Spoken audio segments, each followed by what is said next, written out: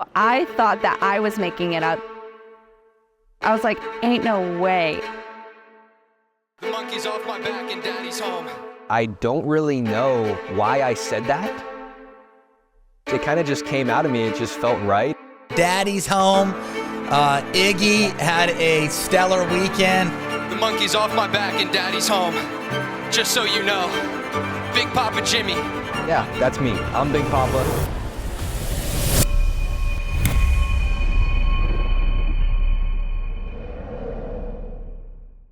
I'm probably the only person in the history of pickleball to ever play minor league, then challenger, then That's majors. That and I believe your statement was, "I've heard good things about him, but I've never seen him play." So,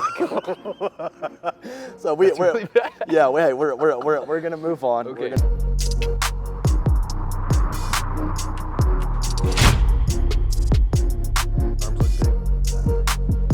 I think so. Yeah, no, for sure. James just asked me before we clicked that button if his arms looked big, and I think they do. Oh, they do? Yeah, they do. I should have showed up pumped. So I used to have a friend, I'll give him a shout out here, Anthony Minetti. Every time before a date, he just pop off 50 push-ups. He said he's got to get his pump, tight shirt, lots of push-ups. It's okay. You gotta look high T. I've been trying to do it. I got the ankle injury, which was I think good for my arms because I didn't really, no cardio, just biceps every day, just trying to get big. Well, you're on your way to get. I'm not big right now. now. Right. I'm not big in any way actually, but we'll see. Hey, let's talk about this ankle. Tell me about it. Ankle's good. Ankle is honestly better than I thought it would be. I think the thing about the ankle is I had the same issue, probably even worse, like in college when I was going out, not really taking care of my body, not doing the right stuff. And it took me, honestly, like I think this ankle injury, it hurt more. I thought it was worse than the college one. And when I heard it in college, I was out for like 4 or 5 weeks. And now, drinking green juices, going to get the smoothies with Anna, doing all that stuff. And I'm pretty much, I had a bunch of rehab stuff, like balancing on it and all this weird stuff. And I was good in like 3 weeks. God, just good, clean living. I think that's what it is. Good, clean living. Yep. So, James, we're going to talk a little bit about your memory here. So, last episode, if you guys haven't checked that one, go back and check it out. We talked a little prospects. We always like to talk about the up-and-coming players. And so I had a couple on my sheet, and I believe I started off with Augustus Gee, and you knew all about him. Lefty, knew his game. Guh, okay, yeah, I haven't called any of these guys matches, so I don't quite, I'm sorry if I'm butchering the name. So another one of the players on the list was Aluni. Yes. And turns out James wasn't quite sure about his game, and right after the pod, Matt Wright sent us a message and was like, dude, we played him first round last tournament. So, yeah, I know. That's James, knowing that, do you remember his game at all? A little bit better? Okay. Yeah, that's not really a good look. It was like probably 3 days after we played the Alhuni brothers. he asks me, he's like, what do you know about, Alhuni? And I'm like, I don't know. No, I don't know that guy. I don't know who that is. So that's not a good sign for who I am as a strategist. Well, scouting. Maybe you're just so locked in on doing you didn't even really notice. And hey, and James, it's not quite over yet. So I did a little light research, and the third name on that list was Patrick Kauka. Got it. And it turns out that you played him a couple months ago. That's so bad. Just wanted to just make sure we mentioned that and I believe your statement was, I've heard good things about him, but I've never seen him play. So we're gonna move on. Okay, we're gonna move on. The thing about that is, what tournament was it that I played? I'm not sure. Like I said, it was 3 or 4 months ago. It was in California, I believe. And I just pulled up his page, 3 or 4 tournaments, and sure enough, James Ignatowich versus Patrick Kauka.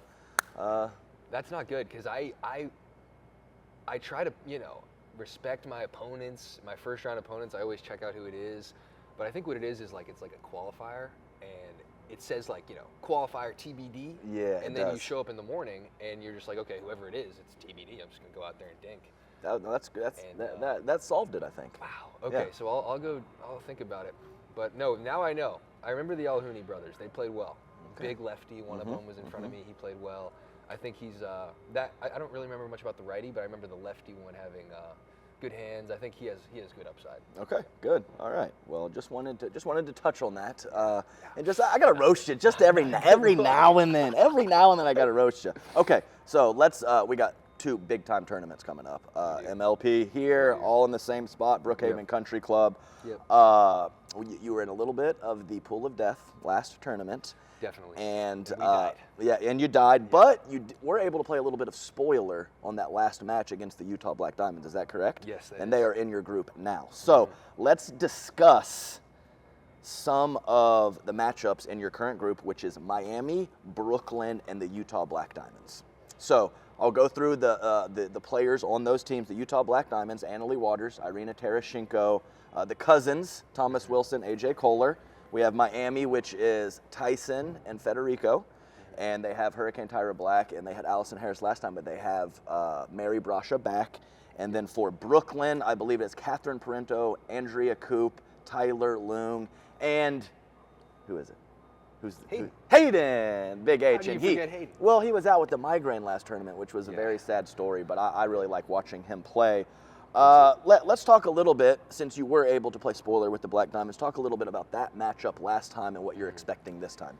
Well, it's different because last time they had Kyle, now they have AJ. There you go. Gotcha. That's going to be a little different, I think, especially in mixed, because Annalie and Kyle, Kyle's a great player, but Annalie and AJ, that's a little scarier to me, I think. So we'll see how that goes. But I think it's going to be tough. It's going to be a team with a lot of firepower. AJ and Thomas, they have, great hands. I don't really know what we're going to do there. Probably just make it bounce in the middle. If Thomas is on the right, I think we'll just kind of make it bounce in the middle and just grind. We'll see. It kind of depends. AJ's a little up and down, but so are a lot of us. Yes. So I don't really know what's going to happen there, but I think it's kind of tough. It's a weird team, right? Because you want to lob AJ kind of, because I'm working on this backhand lob that I got. Because I get low on the dink, I can actually lob it now. Like Anna's been in your ear, huh? No, she doesn't want me to. She's like, "Why are you lobbing it? Just speed it up." I'm like, "Cause I want to be like Matt Wright, get the lob." So I can lob it, but I can lob AJ. But if Thomas comes around and gets a paddle on it, the point's over, especially in this weather. So I don't really know what I'm going to do.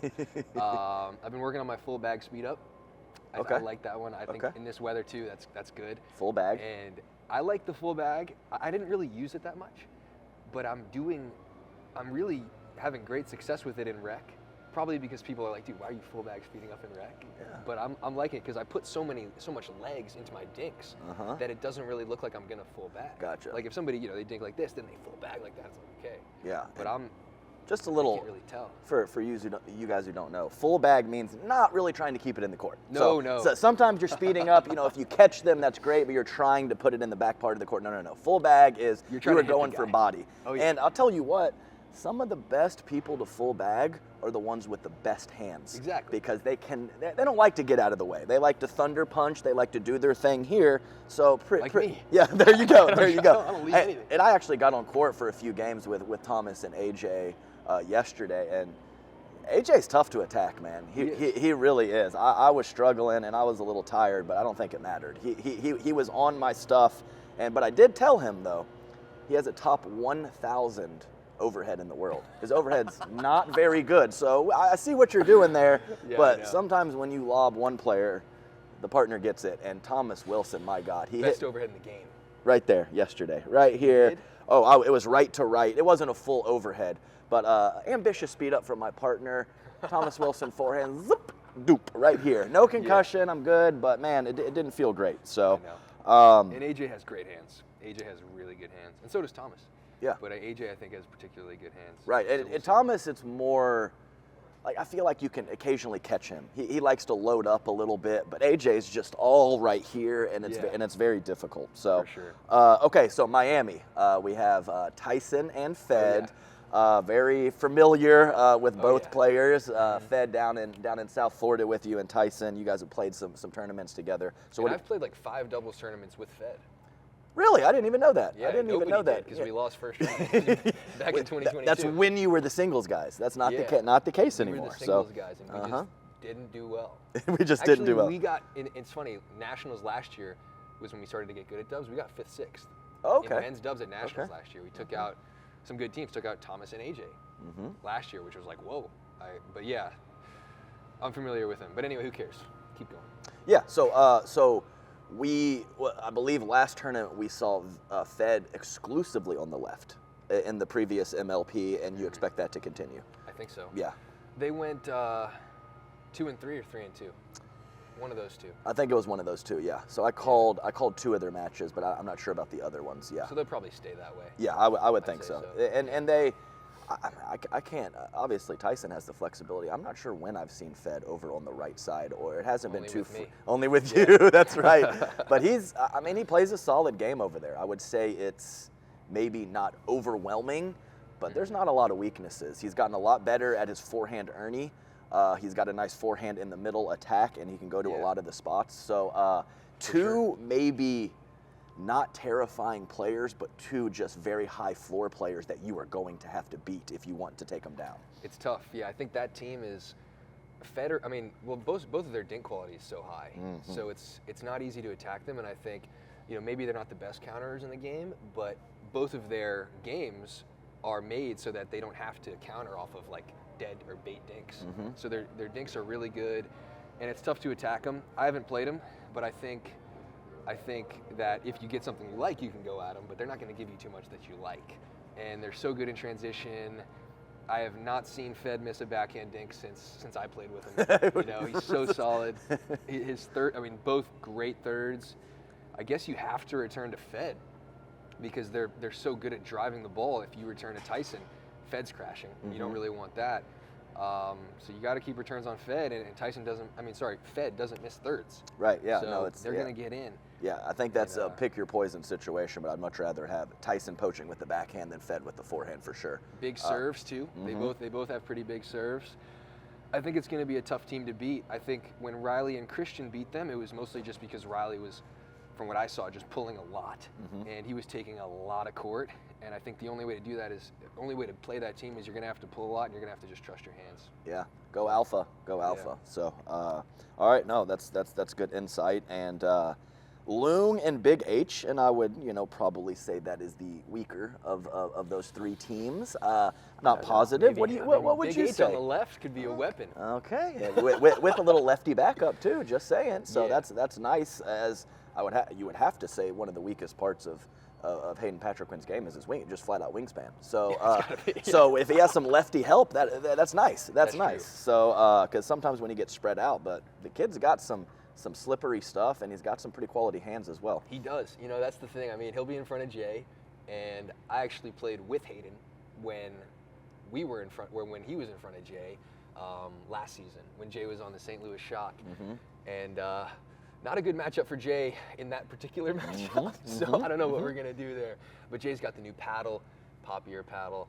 We'll see. I like the, it's funny, I've been playing with Jay the last 2 days now, and that paddle's got some pop, and Jay's playing better. So we had a little group on Monday at Tom Dundon's house, and I've played Jay like 45 times. Granted, it hasn't probably been in 18 months, but he had different shots. And I'm sure that's a little bit of his skill getting better, but I think the paddle is helping him a lot. Yeah. And a couple of those drives, and specifically a couple of the counters, I was very late on, and I kind of liked what I saw from him there. So that's good. Forehand speed up looks good. We played Julian and Deckel yesterday, and he was having success with the forehand speed up. He's going full bag now. Yeah. Oh, yeah. He caught me a couple of times. I was like, oh, I don't remember that one, Jay. Yeah. Good for you, buddy. Yeah. So, okay, here, what do we have down? So, let's just touch on Nationals for a second. Who are your partners for Nationals? This is a 3-part question. I'm going to let you go, all right? Okay. What do you think about the Franklin Ball, and what do you think about the progressive draws? 1 match at 3 out of 5 per day moving forward. Okay. Well, firstly, my partners, we're going to start with the most important event for me at Nationals. Oh, yes. Men's split age. Men's split age. It's going to be me and Althoff. And if I'm not mistaken, because the last time I saw it, Riley Newman and Dane Gingrich are in that draw. Me and Althoff versus Riley and Dane. I don't know how much Riley's going to care. It's just mixed split or whatever, men's split age. But that's going to be the most important match to me. He's not going to care as much as you. I can Oh, promise. no, I can no, promise. Nobody that. is. I'm going to light up Dane Gingrich. Oh, I can't wait because last year me and Mircea played Dane and Deckel. Me and Mircea, we had match points. We had match points in our main draw match, and then we got dusted in the gold. And Dane just, for whatever reason, I couldn't handle losing to Dane. I was so mad. I was like, I just look at the guy. I'm like, no. He's a great player, but I mean, I can't. He's over twice my. I just couldn't stomach it. Mm-hmm. And I'm gonna get him back. You're gonna get him back. I'm gonna get him back. I'm gonna pull a lot. I'm gonna pull everything actually, and he's gonna be in front of me. Okay. So anyway, no, Dane's great, but I'm thinking a lot about that one. Anyway, I lost track. What's the rest? No, of the you know what? No. That's what I wanted. That's exactly what I wanted, James. Okay. I can't wait. And it's funny because for whatever reason, playing against senior pro men is like the most fun thing to me ever because they're so hyped. They want it so bad. You know, senior pro men's doubles is a very fun event. Oh yeah. And it's really fun to watch, and it's even more fun to play against them and beat them. And beat them. So mixed split age, also something I'm really dialed into. Eva Welsher. Okay. Oh God, intensity. You want to talk about some intensity right there? I mean, I got Althoff and Eva Welsher. That's like the two. That's exactly who I wanted, and that's who I got. And Anna is actually playing with Althoff in that same event. So that's going to be another matchup. He's got the couple. There you go. That's so MLP is kind of just a warm up for split age for me. That's right. So that's my. And I think I think most players would say that. Yeah. So in the split age, they're one-day events. Yeah. That's correct. Earlier in the week, and then and the one part of that question was the progressive draw, with one match per day, 3 out of 5 for the doubles, and then you just slowly move through the draw each day. Very, very similar to tennis. I like it. I think it's more like tennis, and I think it'll be good because being like, you know, pro athletes now, it never really felt like, right? Like it's like pro athletes. Like if we're pro athletes, you know, in what other pro sport are you playing 6 matches in a day? It's really not something you're doing. It's what, Friday, Saturday, Sunday, 6 matches on, or whatever, Thursday, Friday, Saturday if it's singles, mixed, and men's. It's not really something you do. I think it's kind of cool, more like a tennis week-long event. You're there for, you know when you start. You're not just sitting around. That's another thing. It'll feel more professional because, and I don't really care, but like if I'm sitting there and I get a text, like that's the only way I know that I'm gonna start, and I don't have time to get a snack or have another coffee. Like it's just a weird, you know, it's better to know exactly what time you start, and that's what I like about MLP. So I think that'll be good, and we'll see. It's a lot of days. It's a lot of days to play pickleball. I don't know. Those are my thoughts. No, that's good. No, I like to plan out like my caffeine and eat right before, and it does get a little hectic. It does get a little hectic, and you know we have some. You know, it doesn't start till January 1, but we have some bigger figures and bigger money coming into the sport. So having some more events during the week, I think, is more reasonable, as less people are doing other jobs. And having to supplement their income in that way. So I kind of like it as well, and we'll see if it maybe catches on and more tournaments start doing it that way.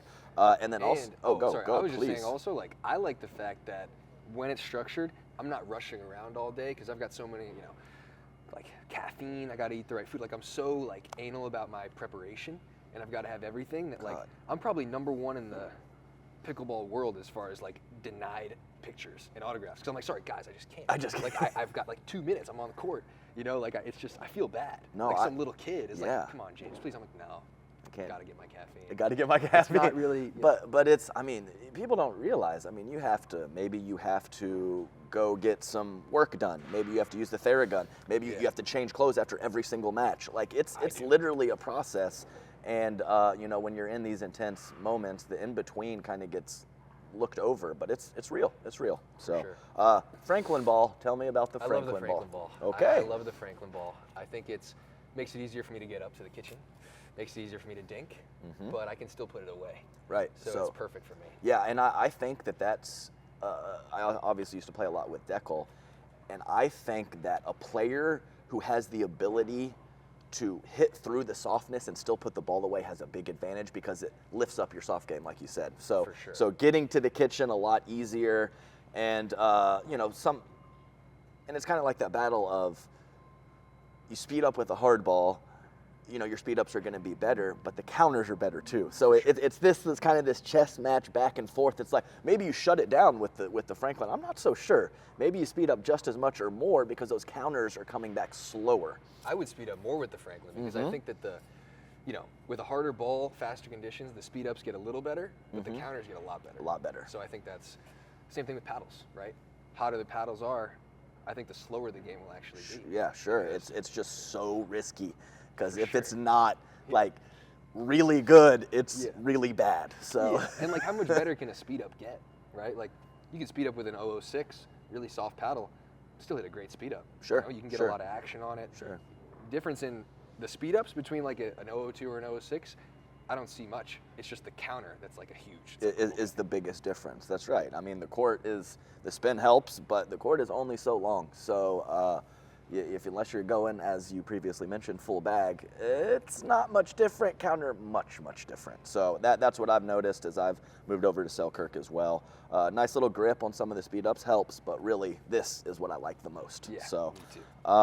And you also mentioned that you're a pretty big fan of the cooler weather, and it will heat up throughout this next week or so, but it's going to stay relatively cool in the 50s and 60s. Oh, yeah. And I think that's ideal conditions for full bag as well. I love it. I love the cold weather because I can do as many split steps as I want. I'm never going to get tired. I'll be out there all day. No worries about cramping. No worries about anything. Balls moving faster. I love cold weather. And I always used to play better tennis in cold weather too. I just feel like I'm more, because I like to move so much, I feel like I'm never getting tired. I'm just more in it. I don't have to worry about getting tired. And I can just kind of, I don't know. Just go for it. Yeah, just go for it. Yeah, I agree with you completely. I don't understand these people who literally like 90 and humid is their optimal conditions. I don't get it. So, all right, James. Well, I think we broke down that group and had some nice things and 2 big tournaments coming up. And so you have the MLP, the pre-split age event, and the nationals events in that next weekend, the post-split age events. And I think that's how we're going to leave it right there. Yeah, all right? that's perfect. Later, bud. Thank you. Okay, we have Connor Garnett on the podcast. This is the first time I've ever had you on my podcast. I'm honored. Yeah, I hope it's not the last. See if you hopefully you have a good time. Let's see what questions he fires away. I'm on the hot seat here. I know. Yeah, I don't have a lot of great ones. You actually helped me out with a couple of these questions, so we'll see how this goes. But Connor, as he actually just pointed out to me earlier, is the first player in the history of pickleball to play minor league pickleball, challenger league, and now premier. So how does that feel? I mean, that's pretty cool. Yeah, no, it's super cool. Playing minors, got a feel for the format. Had some success there. It was a little bit newer to me. The teams, there was a lot of disparity in level, and so I came into challenger. I'm like, oh, I've won minor league here. I'm gonna go in, do some damage in challenger. Got rocked, got super tight in one of the first matches. Was like, all right, this is a step up, and now playing in Premier now, it's another step up, and just excited for the challenge, but just hopefully keep climbing and keep battling out there. Because you won the minor league championship, and you won the challenger league championship one time, or one. So we won the super final. We didn't make it any of those, so we couldn't get a regular title, but we got the one that arguably mattered the most. I remember that. Yeah, you guys played Bay Area. Yes. And you were in the Dream Breaker. And I was tight just watching, and you had some, I don't want to say you annihilated Christian, but some of those shots were just like, wow. Because I get tight in Dream Breaker. Yeah. I'm not a Dream Breaker singles player. I'm like, I got to get the flow, play a PPA, but you just went right out there and ripped it up. So, yeah, that was great to see. Yeah, that Dream Breaker was crazy. I think we were down 16-12 in the Dream Breaker. Susanna came in, did some work, and maybe went 3-1, 4-0, got us close, and then I was able to go 4-0, get us up 19-17. So mathing that out, 19 minus 4, what is that? 15. So it was 15. So Susanna, 16-12, she went 3-1, and then Ryler came in with the 2-0 to finish it against Pablo. So it was a crazy momentum shift, and they were a very good singles team. Oh yeah. And so honestly, going in the Dream Breaker, I was like, this is going to be a tough one, but had a great team effort there and got it done.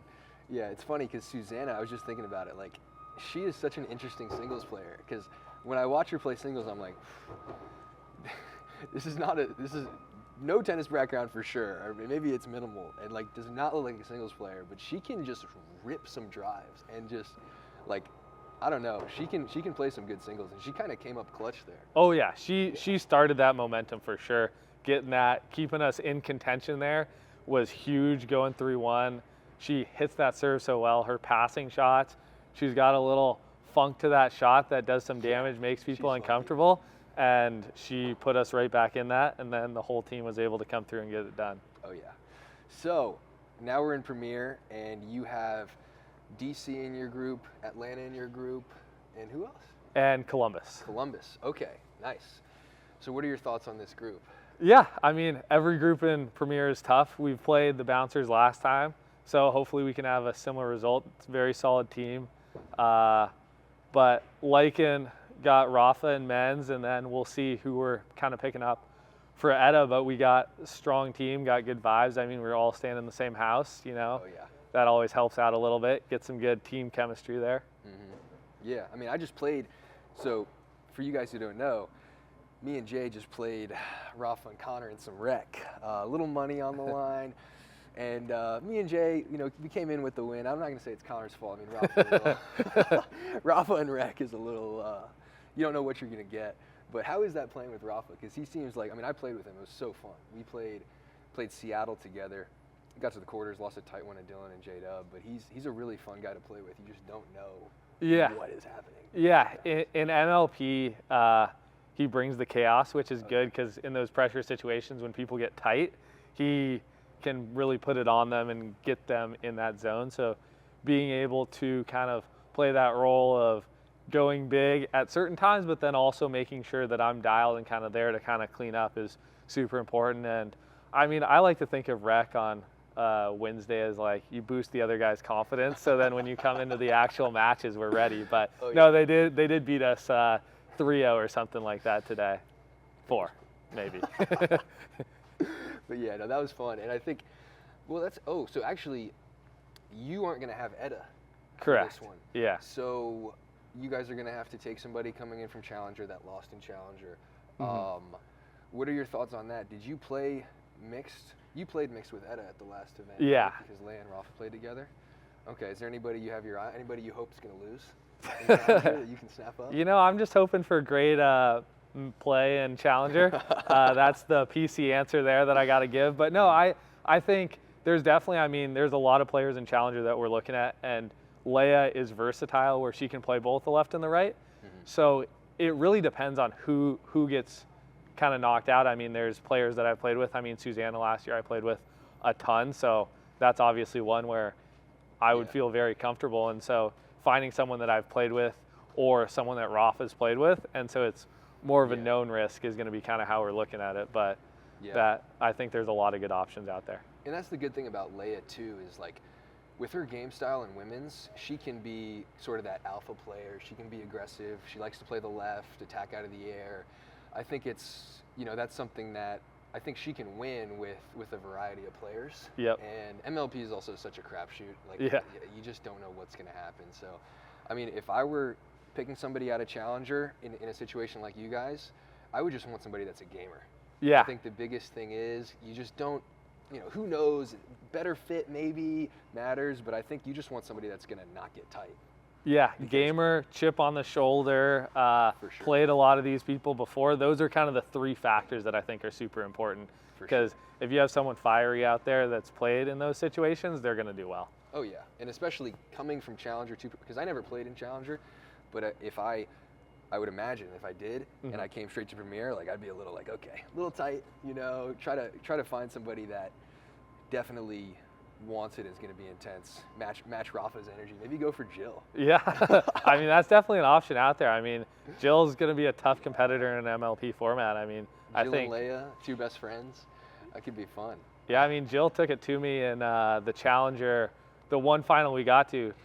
She won MVP, and she was dangerous out there, so she can definitely play. Great player for sure.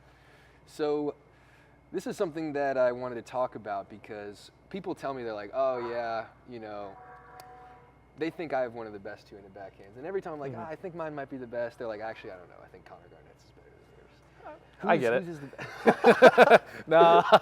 Well, there's so many different shots with the two-hander.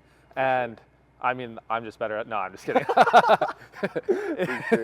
It depends. Like, so I play a lot more singles than you do. So it's like those angles at the baseline, it's tough. But I mean, your kitchen game with the two-hander. We were grinding today. I would like to just like maybe we get the film out there and just go like a cross-court dinking game and settle it once and for all and see who's better up there. I think we got to bring, you hear this, Ben? Let's go. We got to get out there and get this done. Yeah, that's fun. It's fun because like there's not a lot of guys that dink two-handed backhand cross. They still aren't. And I've been trying to tell like my friends that come in, I'm like, dude, it's not a hard shot.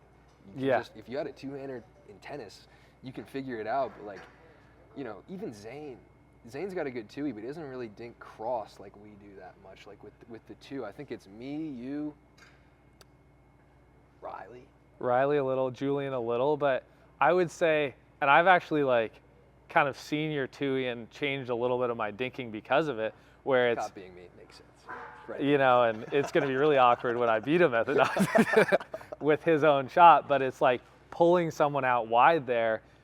No one really kind of aggressively does it, like, and James was probably the first to do that, and so that's kind of a unique thing that you get with that two-y that opens up a little the ATP, but it's like a tactical shot that you can bring in there a little bit. For sure. And the thing is, like, a lot of times, like when I play women in mixed, when they're on the left, which happens occasionally, it's really tough because there's not a lot of women who are super comfortable with their backhand ATP.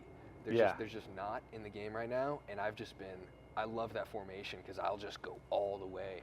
And the other thing too that we can do, when we pull people wide with that two-handed backhand, like it makes it so much easier to speed up the ball. Yeah. Because like if I'm on the left and I know you can pull me wide but also speed up middle, like I'm kind of covering the middle, kind of not. It just gives you a lot more space, like to keep the other left side player honest, attack the right side player. I think, being able to dink aggressively with the two is a huge advantage. Yeah. There's no better feeling, and let me know if you agree here, faking the speed up middle and then like going cross angle, and it's just like a clean winner, and you're just like, I have mastered this sport. Dude, that's the best. And you can actually, I do that in mixed more often than men's because the guy's leaning, trying to protect the girl, I just go bang. That's like, I get J-Dub with that in rec a lot because he just doesn't move his feet that much. But yeah, that's probably my favorite thing. Okay, let me ask you a couple more questions. Let me check my notes.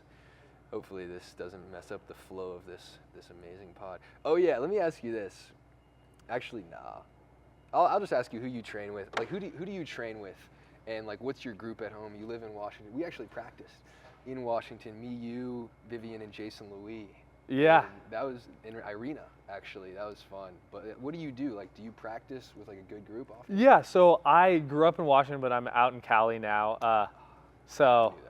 I'll still go up to Washington and play there. We played there over the hall. When did we play there? July 26th. Oh yeah, with the PPA. But I'll play with like the Brashas, a little bit of DJ Callan Hayden.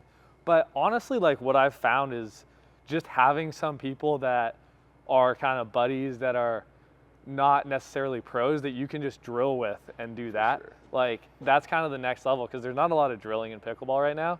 And I would say where like I'm still in like the developing shots. Like I'm starting to get into the strategy phase like more, and now I can actually realize when I hit a dumb shot and I'll say something about someone else and it's like it just didn't happen before. I'm like, oh yeah, speed up off the bounce like mid-court, like that's a good shot. Yeah. So it's finding those people that you can practice with that'll give you shots that maybe you haven't hit, and then just starting to understand. Like I would say my out of the air speed up right now is like a 4-5 level. So when I flick it middle, that would work in 4-5. But now if James is over there, he's like, all right, Connor's about to flick this. I'm gonna squeeze middle hard, and so now I hit this good flick that I'm proud of, and James is there with a forehand and just hits the crap out of it, and I'm like, that's a little bit of a bummer. Yeah, no, I mean, it's fun for me. I enjoy He enjoys hitting the ball hard, if you haven't noticed. Yeah, no, I do. I definitely do. But yeah, I think drilling's super important. Like I drill a lot with. Well, you actually drilled once with Jericho growing up, Yeah. didn't you? Yep. Yeah. So how did that go? It went well. I mean, you know, he's got some clubby hands, so he's a great drilling partner to go out there with, and like having more of those opportunities. But I think he was heading back to Florida after that, so I gotta convince him to stay out on the better side of the country. Well, it's probably true. I mean, my favorite part is like Newport Beach. I love that area. But that's my thing. Like with people I drill with, I just want them, because I like to practice, because how much better can I really get at like dinking at this point? I just want to practice like pulling the ball at somebody with really clubby hands so I can get that counter. So like I love to drill with Jericho. I love to drill with guys that can just like really just send back the counter. And I can, like that's, for me, that's the most fun thing. So, all right, well that's it. I have no more questions for you, at least no more good ones. So thank you for coming on. Thank you. Great. That's all. Okay. Cut. That was easier. That was better than I thought it was going to be.